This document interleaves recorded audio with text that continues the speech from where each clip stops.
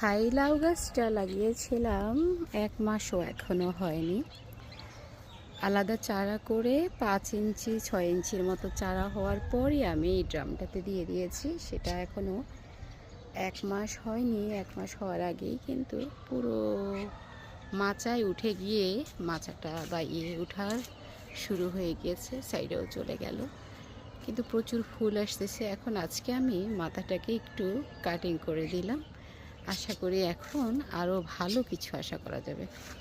এটা গোবর সার দিয়ে লাগিয়েছি, আর বেশি কিছু দেইনি।